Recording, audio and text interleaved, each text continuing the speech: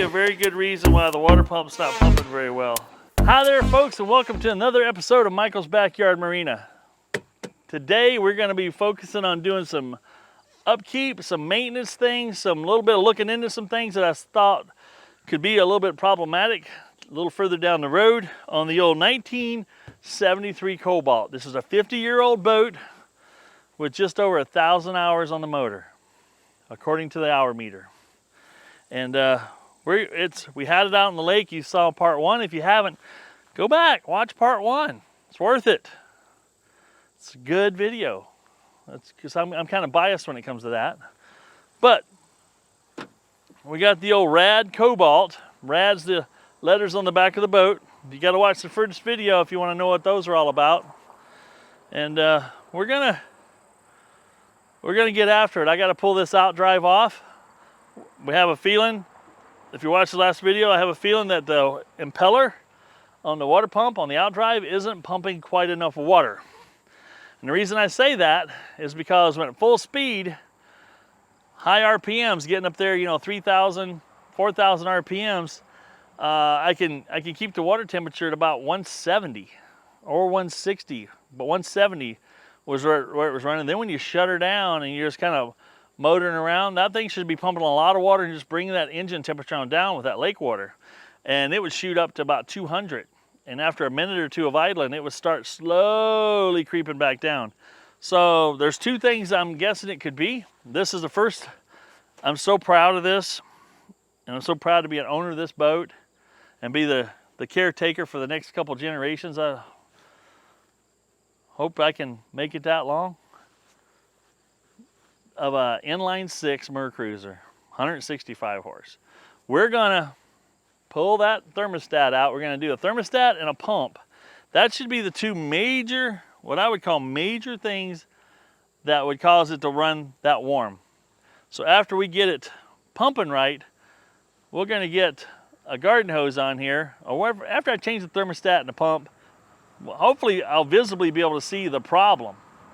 Now, before this outing, this boat hadn't seen the water in 4 years until last weekend or 2 weekends ago, or whenever this video might make it. But in the last couple weeks, this is late August, and this hadn't hit the water for about 4 years. Now, the people that had it before me owned it for 21 years. They did a fantastic job of keeping this boat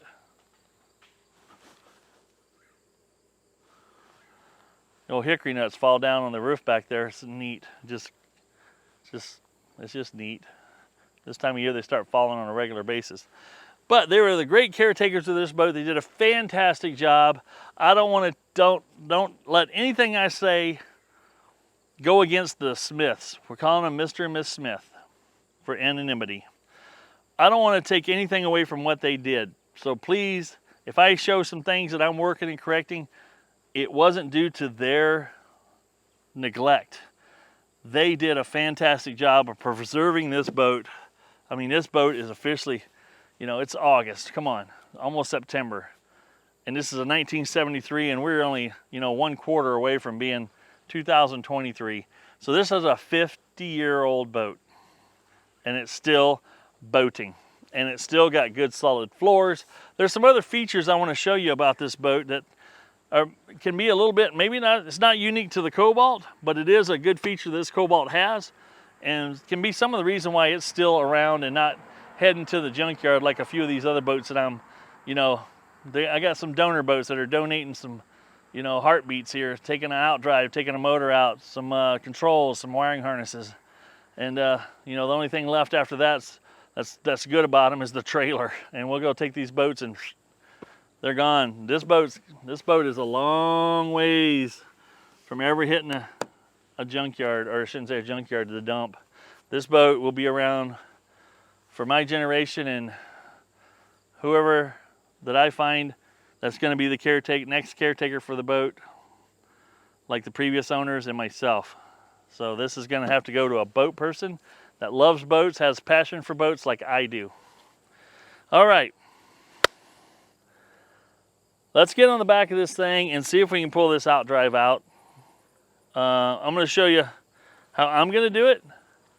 And I have very minimal tools I'm going to do it with, just to show you that it doesn't take a lot of, I don't want to say this the wrong way, it doesn't take a lot of skill. It takes a little bit of back. You got to use some of your back muscles, but you can service one of these fairly easily. So we're going to get this off the back. I'm going to take it into the shop where it's 71 degrees, 72 degrees, because right out here, I ain't kidding you, it may only be 81, 82 degrees, but that sun is, and the humidity, it's just,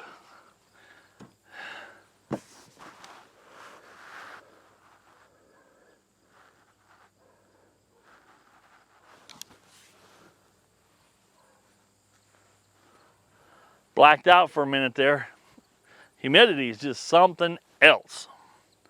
All right, let's drag you around here and get you a bird's eye, angle eye view of this guy back here. First thing we're gonna attack. I gotta get this, today is Wednesday. I wanna take this back out and test it Friday. So I gotta take this apart. I hope I have a pump. I've got an extra water pump kit for one of these Outdrives. Now, I'm hoping that this, it's called Stern Drive Engineering, this SE106. I'm hoping it has the same water pump they put in the Mercruiser Outdrives, the Alpha 1s, or the MR 1s or MC 1s or any of those early Outdrives. Because I have one, I can put it back together and get it back on here post-haste. I got the gaskets, I got everything I need to bolt her right back up and get that part buttoned up so I can go after the other stuff, which I'm gonna call easy, but it may not be. All right, yep, let's do it. Got a dog barking in the background. Now you see I had to put this on here because, and this Outdrive actually holds the Outdrive up pretty good. You know, a lot of them will just droop down right away. Like if I took that off and I've had it on one of my other ones, just fall on its face. Now if there's anybody out there that has a good understanding of how the, let go of my strap, of how Outdrive or the hydraulic systems on these work and why they leak down, share your information with me. I'd love to learn more about it. I haven't dove into it. Yeah, if you're wondering what that was, look at that strap. I just stored right away. That's a strap-a-nose strap. Yep, purchased that with my own money. I did a sponsored video for Strap-a-No, but this was not part of the sponsorship. But I highly recommend these straps just because this feature right here, it just stows away so nice. So we're gonna set that right here. And we're gonna lower this on down a little bit. Because I want to be able to get that off of here. And the nice thing is it's almost on the ground, so that's going to help me not have to lift so much.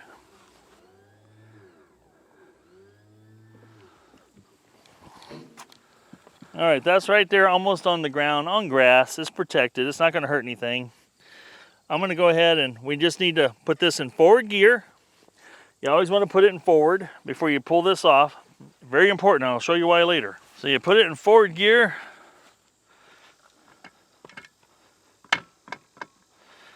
Forward gear, locked in straight ahead. And that's because there's a little dog in here. You want to make sure it's straight before you start trying to slide this off the back. Because if you don't, you will screw it up. You will so bad. All right, next thing we're going to do is remove the hydraulic cylinders off of here. You got to take these bolts off, get those loose, and then we'll take these 6 bolts off, and we'll slide this thing right off the back. Yeah, I know this is a pair of channel locks. That's okay.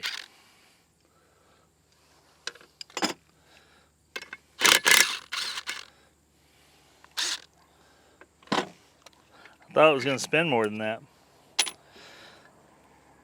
Oh, we're going to have to like pry on that a little bit. See if the old rubber handled. There we go. This won't scratch my paint.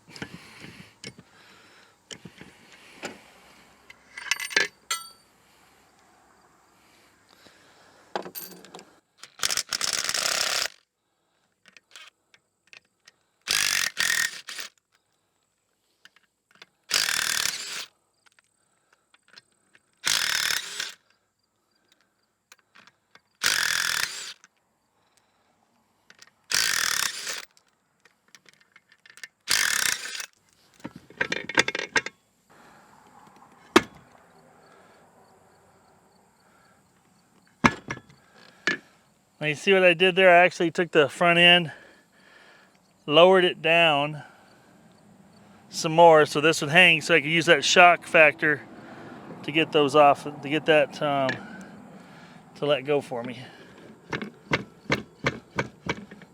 Now it's just going to walk out of there just like that. I can use the skeg on the ground to help support it, like I just did there. Oh man, this thing's beautiful inside. Those U-joints look brand new and they're serviceable. I'm excited to get this in the shop where it ain't so hot. Let's look at what the water pump looks like. All right, we got the SC Outdrive in the shop. Now, you guys have heard me preach about putting grease on your splines. This prop should just slide right off. This one's stiff.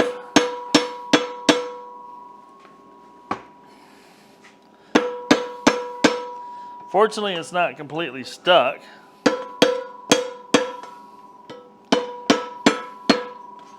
So she's moving.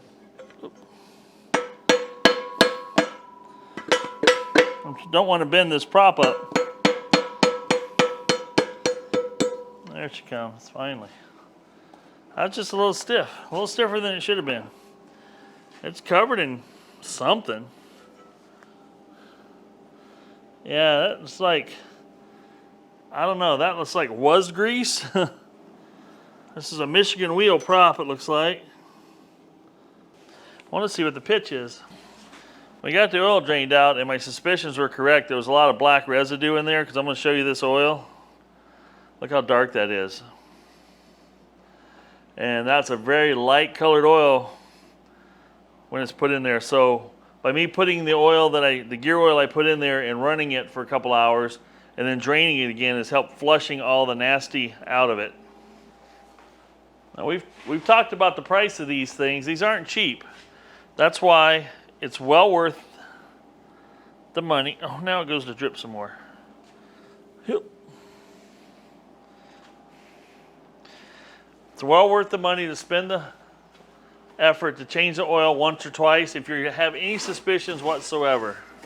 Now we're going to go after splitting this apart so I can get at the water pump and get a good idea of what's going on in that area.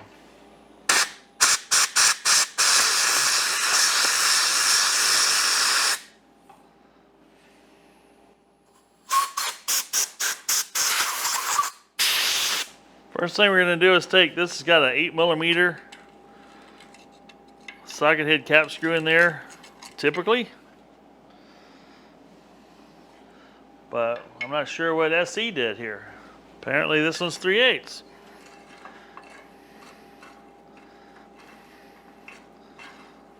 you got to pull this counter rotational skeg off of there so you can get at bolts underneath it. Okay, there's one socket head cap screw that's underneath where that counter rotational skeg was.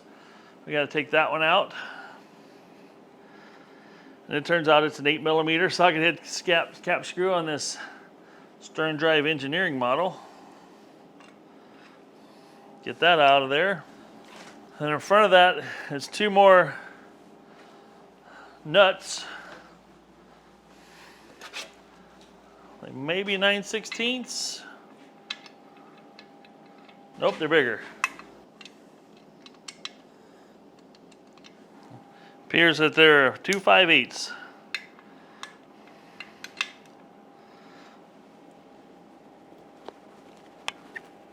Wow. And they are really tight.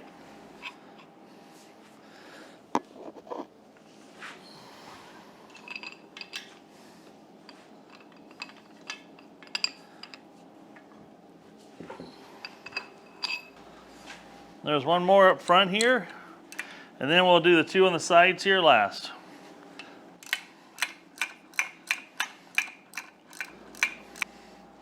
Now once you have the last two nuts backed all the way off, you should be able to pick this up, separate it. Might have to give it a little bump.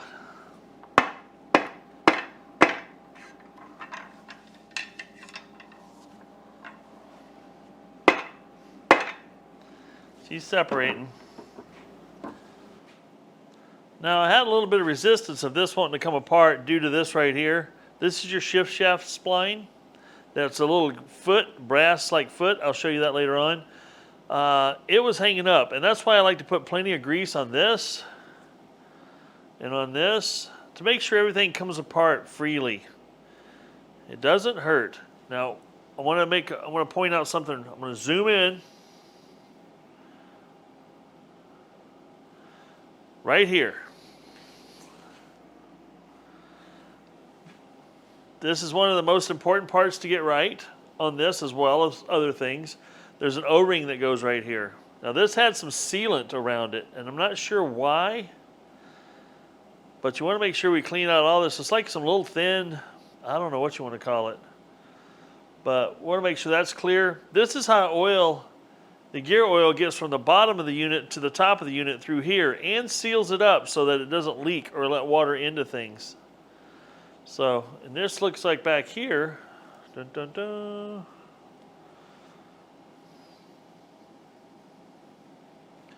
Looks like a stern drive sticker. Official part number, serial number, something going on there. That's kind of neat. They stuck that inside. It's protected. You can only see it if you service it. Kind of interesting. Now, my absolute only reason for tearing this apart and getting into this part of the water pump is I see stuff like this. See how distorted that is? I see an O-ring in here, a rubber piece that's just kind of, I don't know, it doesn't look right. This is a tube that guides the other piece down in there. There's a lot of crusties around there. I'm going to pull this water pump off. My battery went dead last night, and I didn't pull this water pump off until this morning in front of you guys right now, because I'm really wanting to see what's going on under here, to wonder why this pump isn't pumping, possibly isn't pumping as much water as it should. It may just be a thermostat issue on the other end of the motor, but this way I'm going to know. It's going to take, there's 3 7/16 nuts and one, what's this guy, 5/16 nut back here, or a little bolt. And for whatever reason, 1/2 inch. I have no idea why these 4 things couldn't have been the same size. I don't know, are they in the socket selling business, or is the engineering behind 4 different size screws to hold a water pump on boggles my mind. I'm not sure why that would happen, but it certainly has happened here. Now this could be a very good reason why the water pump's not pumping very well. As you can see, this has been, I don't know how long this particular Outdrive has been on the boat, but when you see it stuck so firmly in place, distorted, and what that means is when this comes around, that the only impellers that are truly pumping are probably these 3, maybe these 3. Definitely not this one or this one, because when it came around, when this thing is, it's on an eccentric. It's basically off-centered here. So when this was to open up and come around to the other side, where this is being held off to one side, these 3 impellers aren't going to pump. Maybe 4. I might have only had 2 impellers. So this is a very, very, very good find to discover this in this condition. That's no good. Now what I have here is a brand new Mercury water pump upper repair kit. This is part number 46-96148T-8. I'll leave a link in the description below for this guy. It has everything you need. It has a new pump housing, new tubes, new gaskets, new everything. So as I pull this apart, now we know this is awesome. We found the problem. This is a major problem. I'm still going to replace the thermostat on the engine just because. We'll see if I can get the rest of this to pry up off of here.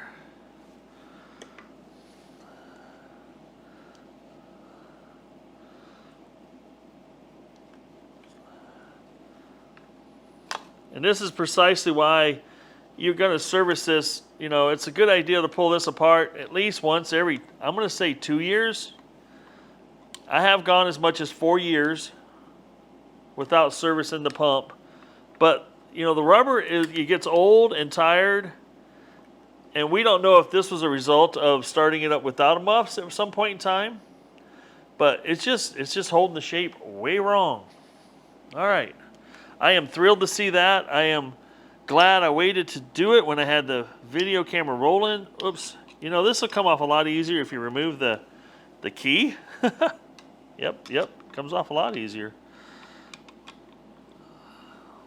There we go. As you can see here, there's a gasket, a plate, which has some pretty good grooves in it, another gasket on the bottom side, and then there's just the plastic housing that everything sits on right here. So we're going to go ahead and break into the new kit, and we're going to look it over. We're going to break into this upper water pump kit. Just take a look at the components inside. There we go. Now right off the bat, you see the difference. This is what your impeller should look like. This is what this looks like. Now I've seen them after a couple years. You know, they might be bent like that, but they're still pumping water. But when they're curled that hard, there's no way that's pumping water. That's why my engine was getting hot when I'd come down off a high RPM run and down to lower RPMs again, then it would heat back up.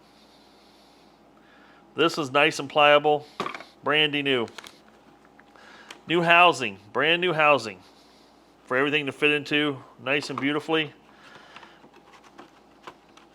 New gaskets. We're going to match them up with the other gaskets. They usually do this because these actually come in several different styles, several different uses. Got a brand new stainless plate here. Oh, let's just rip into that. I just love opening up new packages. Yeah. Brand new stainless plate here. And let's go get the gaskets and we'll compare those. There's some other goodies in here. They give you new washers, new O-rings, new little other seal here. Now, this was missing for some reason on this Outdrive. But it's going to go back on this one. Let's just cut this bad boy open. We'll just dump the contents right in here so we don't lose it. Here's some new little O-rings that you'll need.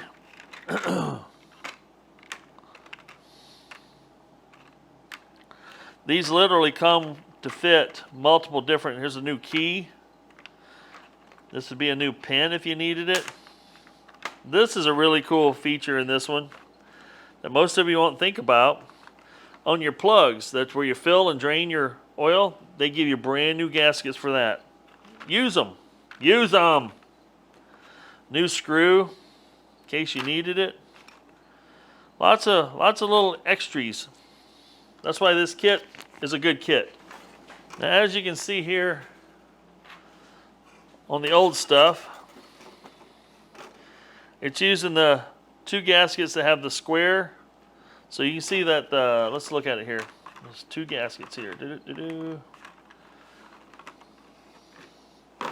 So there's a gasket that looks like that.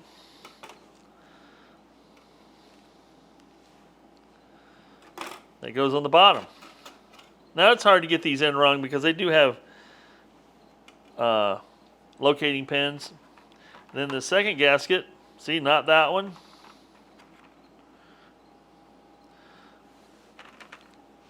Could be that one. Nope, not that one either. Maybe this one. Yep, there we go. That's the gasket there.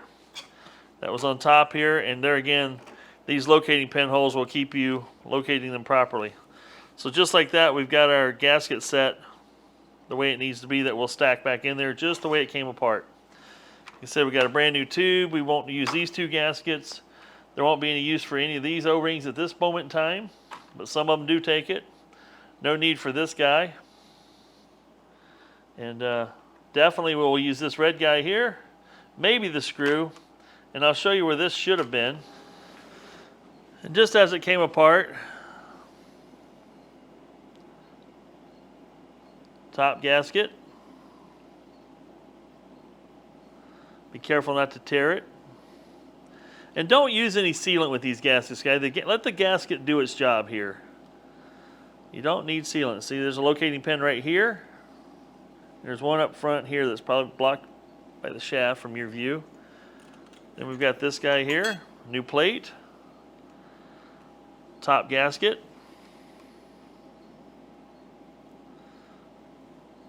We'll be putting this right back together here. You gotta get this back on the boat. This boat's got to see some more water. All right. And now we know it's going to pump some water. Heck yeah. Now, if you don't have yourself some good marine grease, get some. Now, I'm not sponsored by these guys, but this is what I use. I use some marine grease. This is made by Lucas. You take a little bit of this grease. I'm going to rotate this around so you can see. Take a little bit of this grease, stick it right here on the flat of this shaft. That way you can stick this key, the drive key for your impeller, on there, and it stays. Now, while your fingers are all greasy, go ahead and finish greasing up some stuff. I like to put a little grease on the faces here, because you want this thing to start up lubricated. You don't want to start up dry. And you're going to have water on it anyway because you do it properly, because you watch my channel or you watch other people's channel. So as you can see, this actually is bigger than the gasket right here. And that's fine. That's the way it's supposed to be. So I'm going to lift this back up a little bit again. I put grease on all these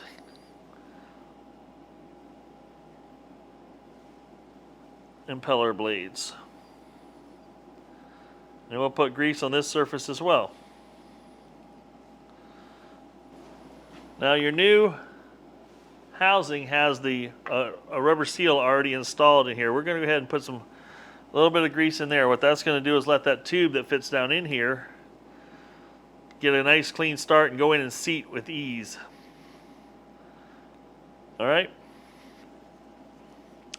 The other thing we're going to do, I know I'm up extremely close here, but I want you guys to see this. Put grease inside here on this face. Let's just get it all lubed up. Then when we put this back on, this is going to be down. This is going to be lined up. Now we're going to grab this shaft, and looking top down, we're going to turn it clockwise. That's the way it operates, clockwise. And then as we're turning it clockwise, we're going to be pushing this down. And what that does is get those impellers just to plop right in there. You see that seats right down in there real nice. So it should sit in there and spin. Now we can go ahead and put our washers and fasteners back on and snug them up. And that's your water pump impeller replacement. Put the nuts and washers. And take note, when you're turning this with that impeller in there, there's a little bit of resistance, but it's not crazy. And when you tighten these back down, it should still move. Now keep in mind, this is a plastic housing, some kind of composite. And these nuts have nylon locking on the end. So these things don't have to be incredibly tight. Don't crack your housing, you'll hate yourself. I bring these down and I just give them a nice little tweak like that. They're not going to back off on you. And I've done enough of these, I just go by feel. There's no torque spec. But here I'm just putting a couple fingers on the wrench, my thumb here, and just giving it a nice, that's tight. That's not going to go anywhere. Now there are some places I like to use a little silicone sealant or something like of that nature. But I'll tell you right now, this is not one of them. Let the O-ring do its freaking job. I can't express that strongly enough. This is the little red O-ring that sits right here. It's one of the more important O-rings because it keeps the oil. And you can see how much it sticks up pretty proud. It's going to squish flat and seal, guys. You don't have to worry about it. Now, one thing I will do is I'll put a little O-ring, gear grease on here, because grease isn't going to cause me any problems in my outboard unit, outdrive unit. Now the other thing I do here Yeah, we're in drive there, or forward.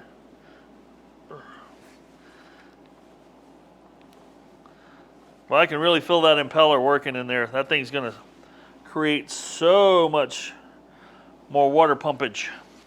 Now this little spline here that I talked about earlier, grease it. And when you think you got enough, put a little more. Because the last thing you want is what I just experienced on the propeller, is it sticking. This you want, I had to actually get a little pry and pop that loose. That shouldn't be that tight. It should just drop on there and float freely on that spline. All right. Now with that all said, we got the tube left. This tube is designed to sit right here and help you guide your other piece in there, because it gets to a point where you can't see, and this is where you can see is when it's up here. So this guides it and gets that connecting mating part to go in there and seal up against that gasket, go down in that rubber gasket and seal. So this is all prepped and ready to receive and ready to reassemble. Now make sure all this is clean, that you don't have a bunch of grit and grime and everything else around this face.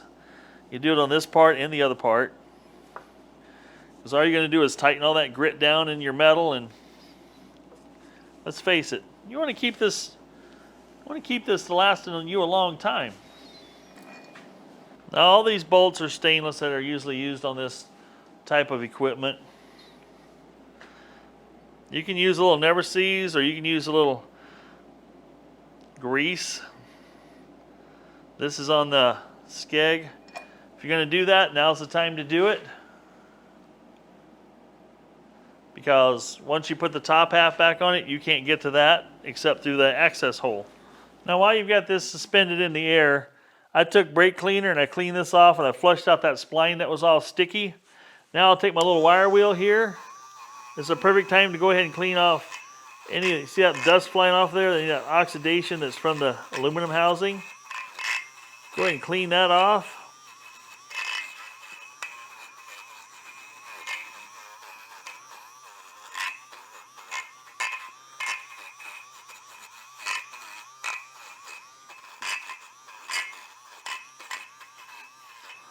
There we go. I always find that little Dremel, cordless Dremel, handy thing to use. Now we're going to clean off this mating surface, make sure it's clean, ready to go back together. Now this is your shifter. This just kind of floats in here. You got to line that up back on your gear here. Now what I did is I grabbed this and I turned this in forward. Clockwise here is in forward. If you turn it counterclockwise, that'll be neutral, and then reverse. Now when you get ready to set this top piece back on, you want to make sure that little spline is turned clockwise. That's forward gear. And when you turn this clockwise, you should see, if you're looking at the end of your output shaft, down here, that should be turning clockwise. That's right-hand turn. So everything's right, right, right. Right here, right here. So right here, right turn here, right here. That'll make sure everything's lined up when you reassemble it. And I'll show you a close-up here in a minute when I start setting this down on here, that this little shifter paw that's on here is facing straight ahead. So forward, forward, forward. Everything's in forward when you pull it apart and when you put it back together. I'm going to get my straps adjusted here so this hangs straighter than it's currently hanging, so it's going to make it a lot easier to reassemble. The other thing I'm checking out up in here is that tube to make sure it's clean. It appears to be good and clean. I'm going to take some air.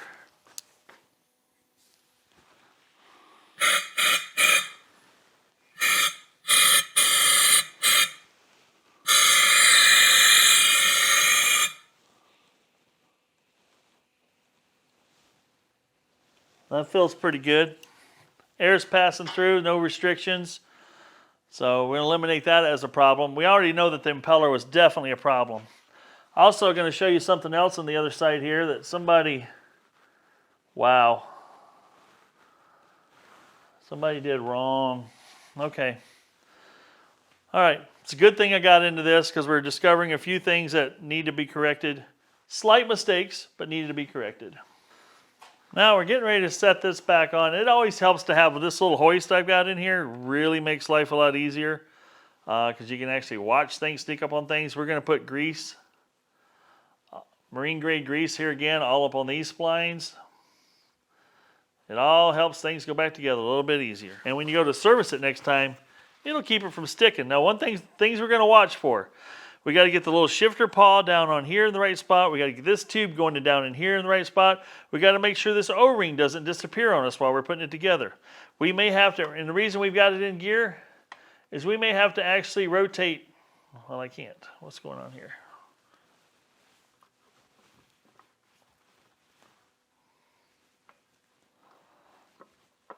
There we go. We're back in drive. All right.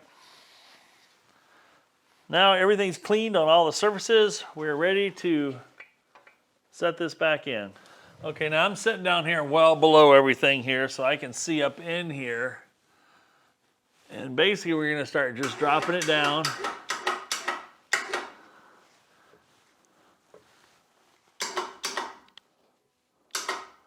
I can see that the tube is getting ready to be right there. Now I'm inside that tube, this white tube, I can see that. I'm coming on down. Whoop, I'm hanging up on something.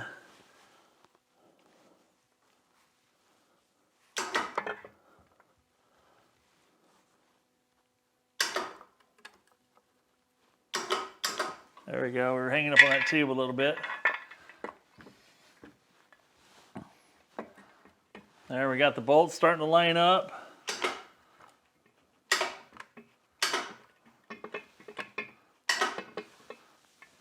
Now I can reach in here and kind of drop this little shifter on the spline. That drops in real nice now because it's all lubricated. I've got a little bit of oil coming out of the top. There's the O-ring is still in place.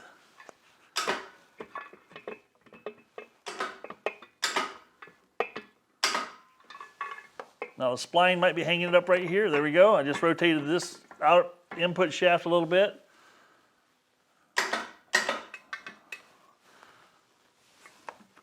Whoop, that went down a little too far. It's seated, which is great. Bad part, I got to get these nuts started because they won't fit once it's seated all the way down. But that was good that we got to see it seat. Whoops, too much. I'm gonna go ahead and, whoa.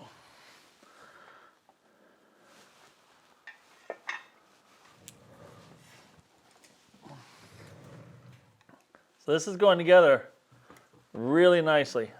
There we go. O-ring still in place. Whoops.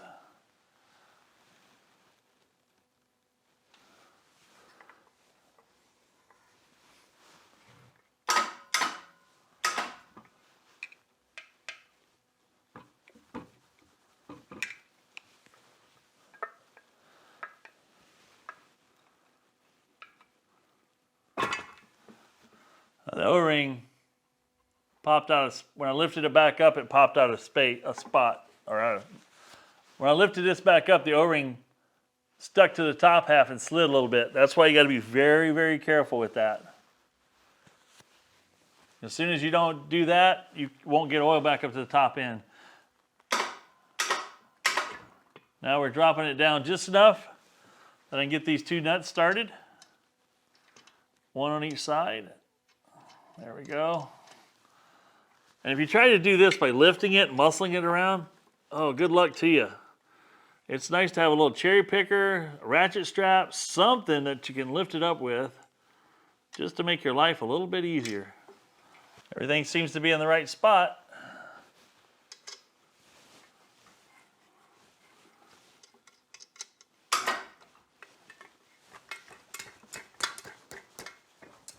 There, she just sat right down on there, perfect.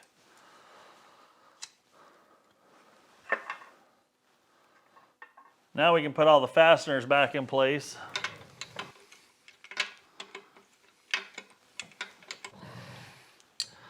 Now don't forget the 2 nuts that go up underneath here, kind of hidden. And you got your 1 socket head cap screw that goes up. Right in here, yep. Now that we have everything tightened up in here, this is all good to go. At this moment in time, we could refill it with oil, which I might do next, but I want to show you some other stuff first. Don't forget the oil. Now what I like to do is, if you don't get this good and clean, I like to use brake cleaner to clean it off, get all the old grease off, so you can put fresh grease on. That grease helps absorb the shock from forward to reverse and all that fun stuff, and also reduces the wear and tear on your splines. So a little brake cleaner and a little toothbrush action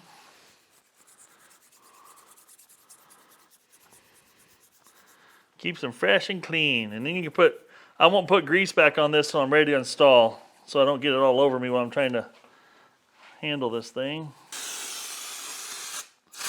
That's in pretty good shape there. That looks pretty good.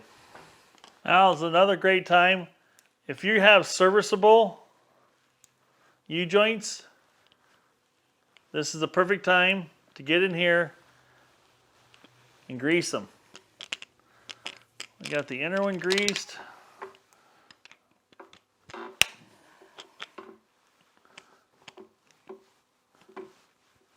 This is how you make your U-joints last a long time.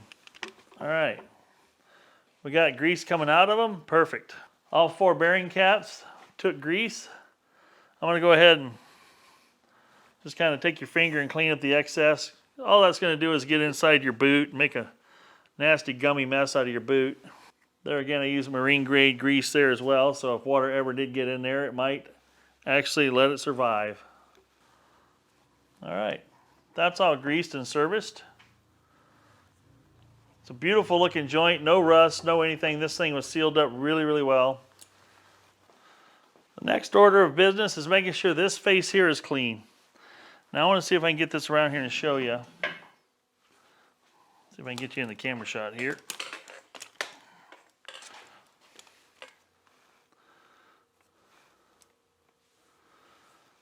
This O-ring right here, heavily distorted.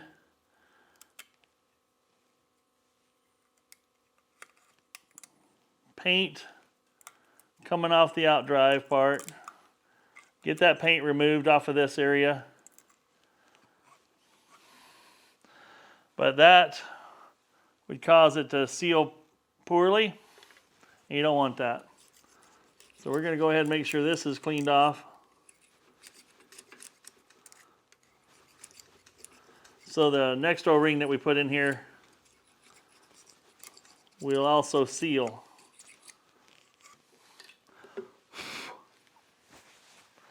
Then you also want to go around the rest of your gasketed surface here and just make sure everything is clean. Alrighty, there's other things you want to have. There's a gasket kit I got here that has the gasket that goes around this face. It's got a couple choices of O-rings, and it's also got this thick rubber piece here that's very important. That goes up and seals against this face here, up inside the housing. So you want to make sure that's on there. But right now, and then I also bought, since anytime I notice that a plug is starting to, somebody didn't use the proper size screwdriver and they start boogering this up a little bit, that's when it's time to, I just buy 2 new plugs with 2 new gaskets and I stick those back in there. And these 2 that I bought here, one of them actually has the magnet. They actually both have a magnet on the end of these. And that'll help catch any loose metal particulates floating around in the oil and keep your, maybe make your gearbox last a little longer.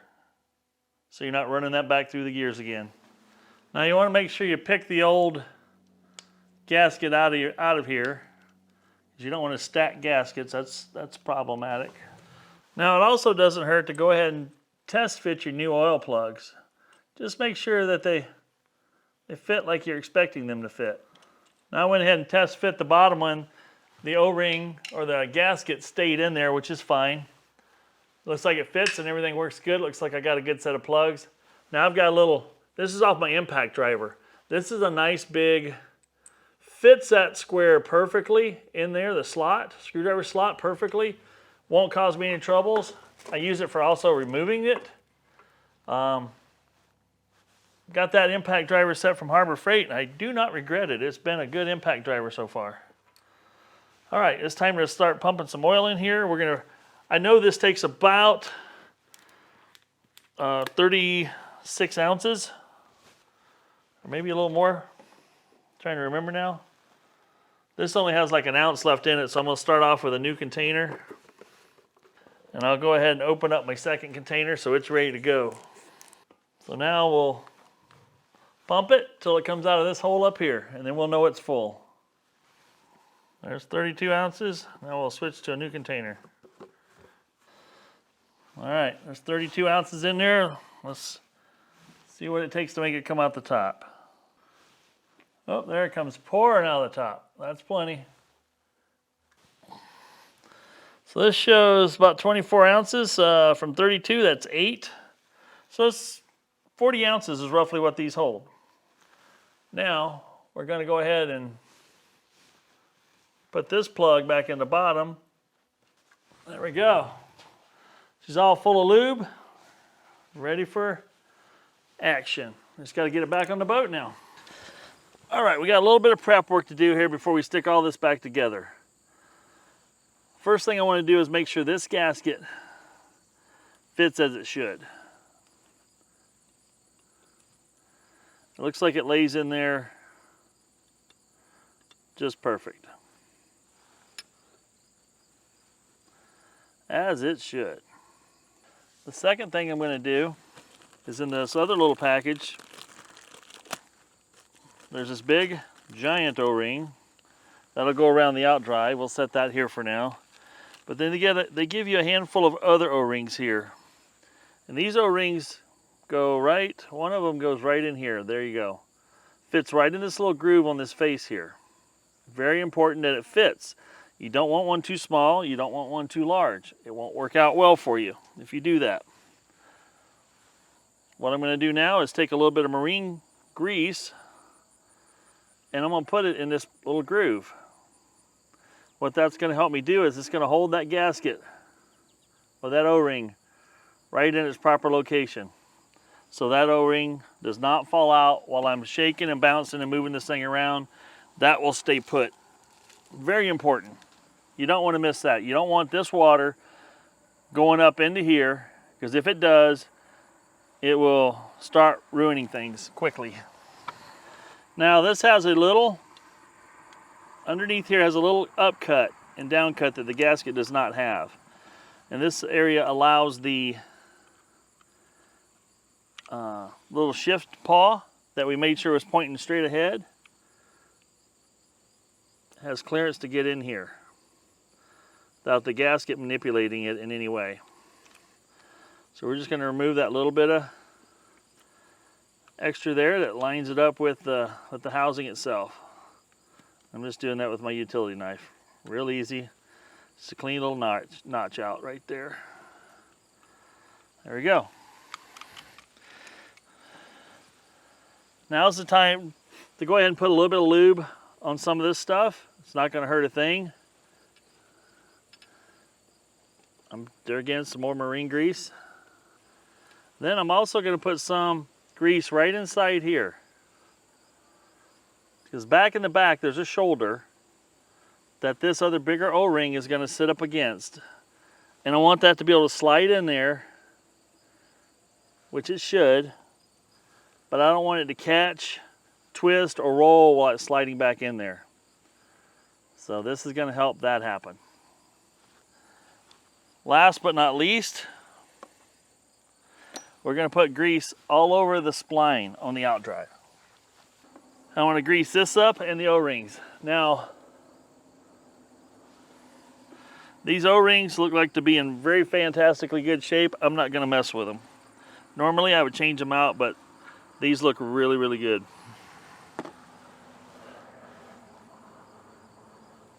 going to put a little grease on this O-ring here. This will go and sit right up onto this area right here. This is what we're going to be very careful to try not to damage as we're putting that in there. Now, another large glob of grease. I want to grease these splines up. And I'm going to put a little bit of grease around these O-rings so they help seat into place in that gimbal bearing area.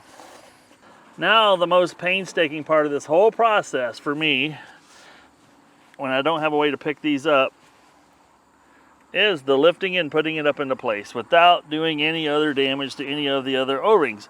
Shift shaft here pointed forward. The gear shift on the boat still pointing forward. There's a slot right under here. You just saw me move this right here maybe.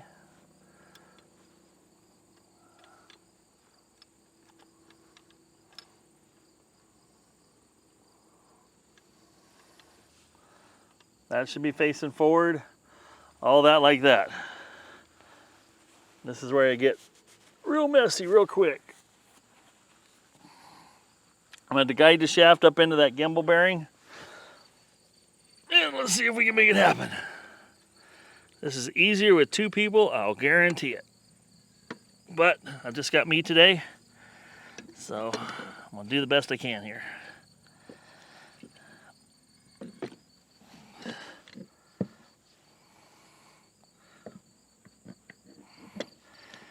Okay, we've got it started up in there. I know that looks crazy awkward there, don't it, folks? All right, we've started into that bearing. The O-ring's still in place over here. I haven't touched it. I'm going to try to lift this up. Get some of this grease off my hands. I'm trying to manipulate it in there to get lining up these 6 here. And that bottom piece should slide right in if everything's at the right angle.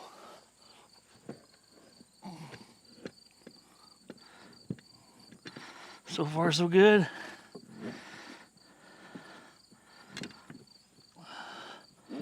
Oh, O-ring here moved.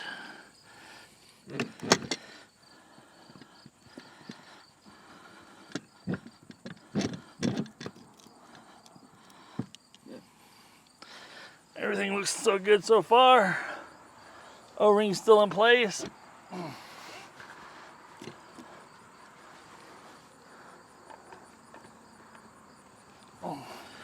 All right, now I'm going to crawl underneath and make sure that shifter hasn't turned at all. That's hard to see.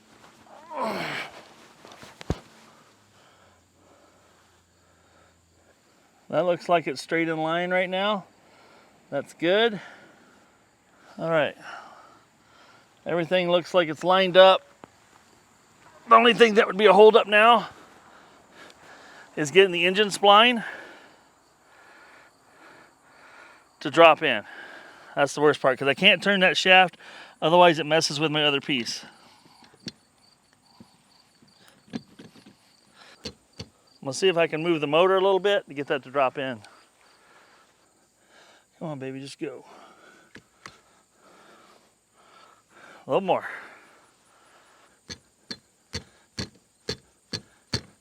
Hey, there it goes. We're in, baby. Whew. That's the most nerve-wracking part of the whole thing. That went in just beautifully. All I did was grab the pulley with my pry bar that's on the water pump that has the bolt sticking out of it, nuts sticking out, heads of the bolts, whatever you want to call it. And I was able to get my pry bar and just kind of rotate that around a little bit. And that did her.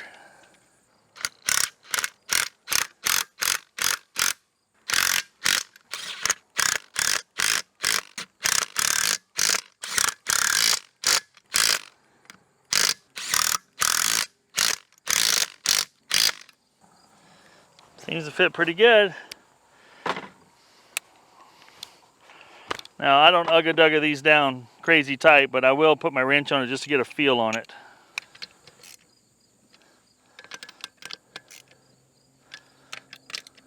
Feels pretty good. Now we'll go ahead and put the lift cylinders back on. Here again, it doesn't hurt to put a little bit of fresh grease on that area. Let's go ahead and trim it up a little bit. Now, you guys might be asking yourself, well, Michael, you've used quite a bit of marine grease on here. Well, guess what? We're not done yet. We're going to grease this spline. Now we got this plate that goes on it first. And then we're going to go ahead and put some grease on here. Because whatever was on there was grease. I'm going to call it was grease. Because it might have been grease at one time, but it wasn't grease anymore. We're going to grease this up real nice so that next time we go to pull this off, it comes off a lot easier. And I got a little surprise here, and we're hoping it's going to work. I don't know if it is. I pulled this off the rinker. And this here is a 14¼ diameter by 20 pitch. So this bad boy going right here. Just like that. Now you can see we're still in gear. Then we got this little doohickey.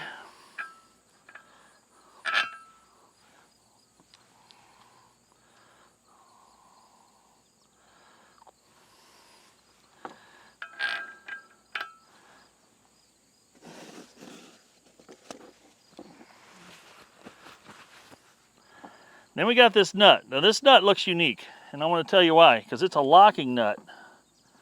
It's you know how you have those special lugs on your wheels to keep your tires from getting stolen? Well, this is what this is for this particular boat. And this didn't come with this. This came off the rinker. And this prop, I'm guessing, is not that cheap of a prop. So it's probably one of the main reasons it had one of these on it, because if you leave your boat out at the lake or on a trailer in a parking lot, the last thing you want is somebody to come steal your $500 prop. Now this prop may not look that pretty, but she really is. It's a stainless steel prop, 20 pitch. It's called a turbo prop. And I'm hoping it'll get us a few more miles per hour out on the lake. Go ahead and snug this up.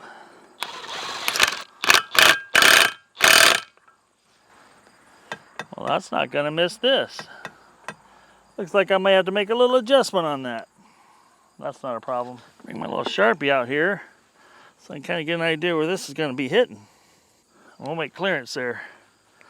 Make some clearance. We'll go ahead and bend the locking tab into place. There, once that's locked into place, then this crazy little cap goes right over here. Just like that. Then it's got a nut that goes right down in here with a special key. And it's got left-hand threads on it.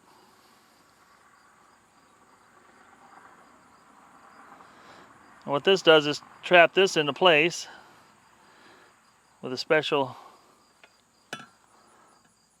and this doesn't have to be crazy tight, with a special little wrench. This is what you'll keep in your glove box in case you ever need to take this off. But you can see this here spins freely on there. Behind there, it's going to roll, it's going to spin with the prop. And then I've got another cap that goes over this and covers this up. It makes it a nice looking little bullet point. But I dropped it somewhere and I've got to find it now. Alrighty, let me see if I can get you guys caught up with a quick recap of what's happened so far in this particular video. There again, we discovered that the last time we were out running, that the motor was running hot. Not hot enough to damage it, but running warmer than it should be. When you got 140 to 150 degree thermostat, you should never hit 200. This was hitting 200 on the temp gauge. That's why it's always important to have a temp gauge on one of these motors so you can see engines, so you can see what's going on. Well, when you go at full speed, it pumped enough water, obviously, to keep it cool. But when you went back down to an idle, when you're just kind of motoring around through a no-wake zone, for instance, for a quarter of a mile, and then you're getting back into it again, the temperature would rise up to 200 and then slowly start to come back down. Well, we put a new water pump in the Outdrive. That seemed to cure it. It got a little late last night. I was setting the timing. I put a new valve cover gasket in it, and I was going to replace the thermostat, but unfortunately I bought the wrong thermostat. So I did take a heat gun and on the thermostat and warmed it up, and it got warm and started opening up. So I'm like, okay, we'll stick this one back in. So I cut my own gasket, stuck a new one, not new one, the old thermostat back in, put the muffs on, fired it up, and we let it warm up. Under the garden hose, it never got over 140, just barely over 140 degrees. So I have a feeling that that's cured because it was running over 150 at an idle before. And then once you got into it, it warmed on up past that. So we're thinking that's cured. Valve cover gasket, new valve cover gasket, pretty simple. I put gasket shellac, Indian head or Permatex gasket shellac, I think it's called. On the valve cover lid itself, so I could stick this cork gasket to it, and then I could set it down on there and everything lined up, and I was able to snug it down, so hopefully we can cure the oil leak. Some people like to use silicone. Well, silicone will block what the gasket is supposed to do. These particular gaskets are a cork rubber blend, and the cork is designed to absorb a little bit of the oil, swell a little bit, and create a better seal. If you put silicone on both sides and use the cork gasket, you just took away all the gasket properties that the cork and rubber gasket is supposed to have. Now, if you have just a plain rubber gasket, whole different animal, right? Now, I'm going to take some tools with me today because after we run it for an hour or two, I want to be able to go in there and kind of snug those bolts down because they will settle in a little bit. After it warms up, does some absorption, we'll re-snug it. That should be good for a little while. You might have seen in the video that the bolts that were there were all basically finger loose. Well, that was the fact that it was leaking only a little bit was amazing. But that tells you what those gaskets will do. Now, somebody did use silicone on that one, which I would highly not recommend. We put a different prop on here. We're going to see, we're getting ready to head to the lake this morning. When I say we, I'm going to meet my son there, Mr. Drone Pilot, and we're going to get to the lake this morning and see if some of these changes were positive. We got a different prop on it now. I took it off. I had a Rinker with a 470, a Mercruiser 470 motor. Now it's not 470 horsepower. They call it a 470 Mercruiser. It has, I believe, 170 horsepower. It's a 4-cylinder. It's like a 3.7 liter, I think, 3.8 liter, four-cylinder, but 170 horsepower. So it's a pretty decent performance machine, high performance machine, I'd call it, for the 4-cylinder. Well, that's 170 horse. This is 165. It had a 21 pitch prop, or 14 and a quarter diameter, 20-inch prop, stainless on it. Turbo, it's called, turbo prop. I robbed it off of there, put it on this guy. We're gonna see if this engine can pull it. Last time we were hitting right around 4,000 RPM at wide open throttle with the other prop. According to our calculations, we think that there's like a 16 pitch, or 16.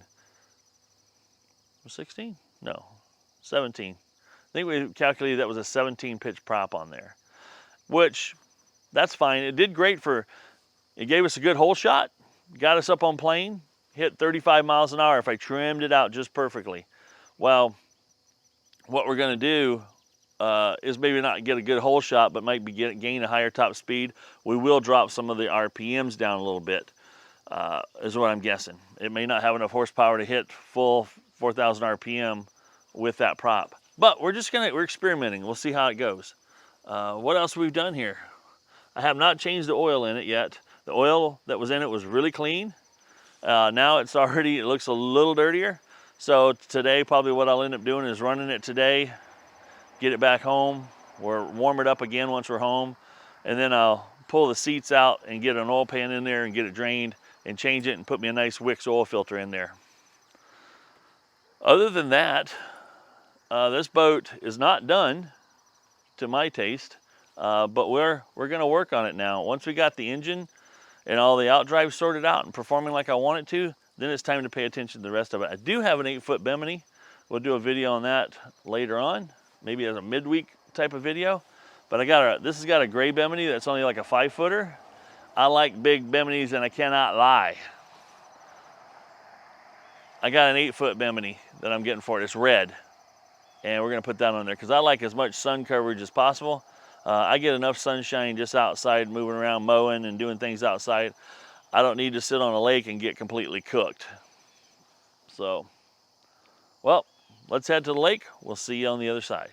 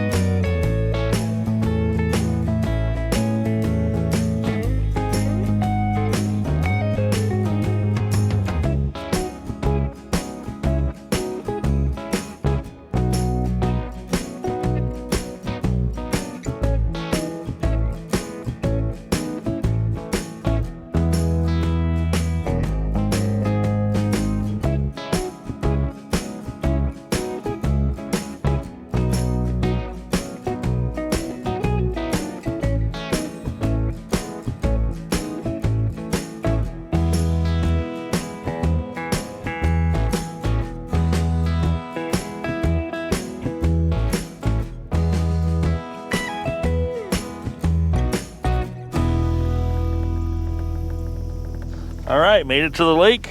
Getting ready to dunk her in. Hopefully this boat ramp's deep enough to take this old girthy girl.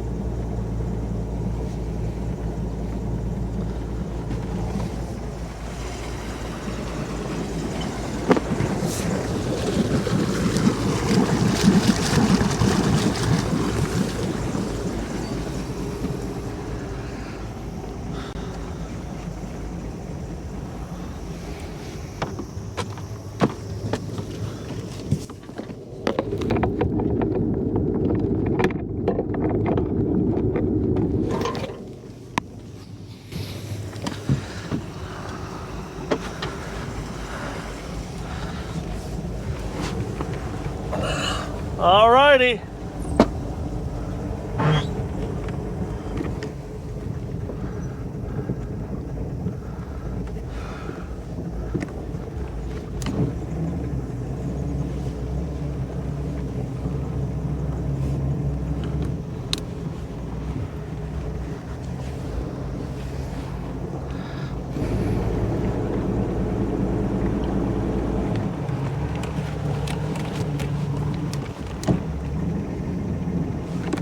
Whoop.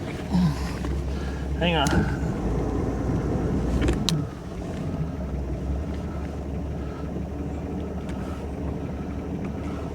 I don't like being on that side over there. You get muddy real quick.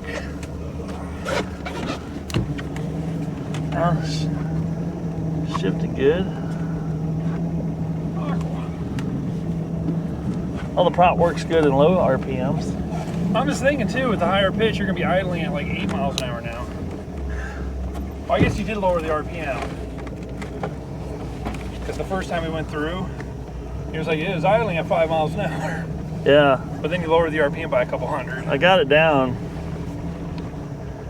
Yeah, she's running about 600 RPM, 246, about 600 now. You know, if you have your app open the whole time, it'll track your distance too. Let's do it. Which app? Same GPS app. Here we go. Yeah, the highest I could get this to go up was 140 last night for temp. Yeah, she's idle right at 3. Not bad. I can do some fast trolling.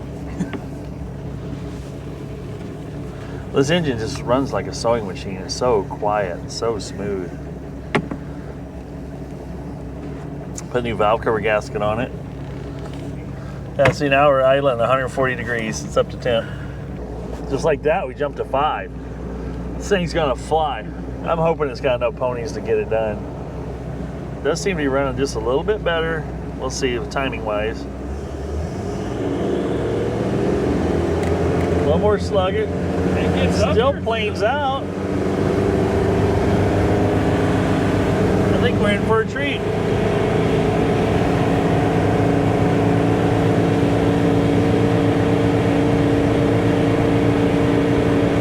Maybe not much of a treat. 42. Now watch.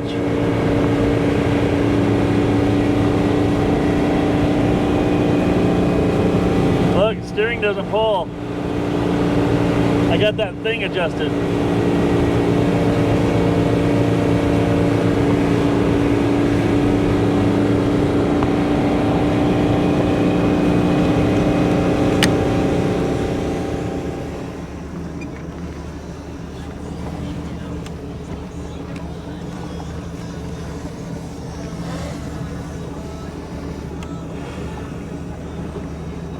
Now, do you want me to stay still while you hold a shot or just keep up? It don't matter. Whatever you think. We got one shot right now. Okay. Ready? She say when. Whenever you're ready.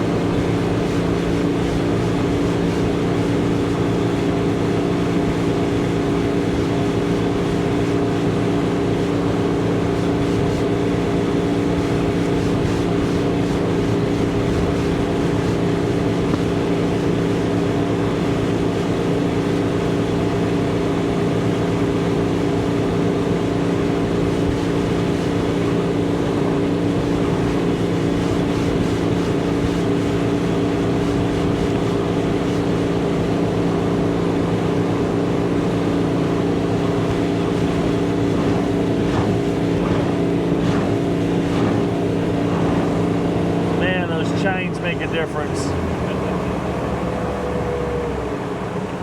Having that negative angle under there, Yeah. when it hits a wave, it just actually just pulls it back straight. Alright, I got a lander. Yeah. Mic on?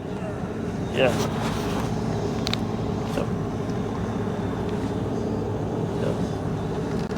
All right, folks, we've been running it pretty hard this morning. Right now, we're just tooling along at 5 miles an hour in a no-wake zone.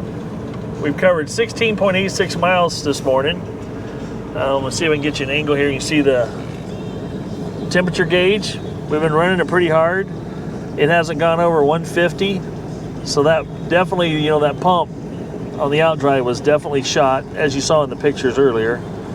Definitely needed replacing. Oil pressure right now at about 900 RPM. We're bouncing around over 20 to 30. There again, we're just idling through at 5 miles an hour at about 800 RPM. We're in 31 foot of water right now, going under the bridge. Like usual, I forget to record. So yeah, so far all the repairs have been worth it. We'll go back and check the old valve cover bolts here once we get to the other end of the lake. And make sure they're all still kind of holding where they're supposed to be, and we'll go from there. Okay, folks, we're going with the GoPro mic right now. My other mics are charging up. I almost said micrometer. Those of you in the machinist world know what that's all about. We took it out this morning, ran about 21 miles. Ran perfect. The new prop we put on here, the 21 pitch prop, works great. I could run 29, 30 miles, 31 miles an hour at 3,000 RPM. And the top speed we hit today, it flickered once over to 38 miles an hour. Is that right? 38? Yeah, 38. But we can hit 35, 36, no problem. So I'm really pleased with how the prop turned out. The pump, water pump, pumping like a champ now. We barely saw 150 degrees, 140 to 150. Maybe a touch over 150, but it came right back. Full throttle to idle. It's pumping the right amount of water now. Ran into a little snag. We only covered about 21 miles on the lake this morning, and went to check the engine out, and I noticed there was some oil coming out of the engine in places it shouldn't be coming out, and I'm pretty sure it was my fault. But that's okay, I can fix that. But we had a good time, and we're going to be doing some more of it real soon. Guys, hang in there. We're going to show you some more stuff we're going to do this boat, and make sure you tune in to see part 3 coming at you real soon. Thanks for watching. This is Michael saying subscribe and like if you enjoyed the video, and if it ain't broke, fix it till it is. We'll see you on the next video.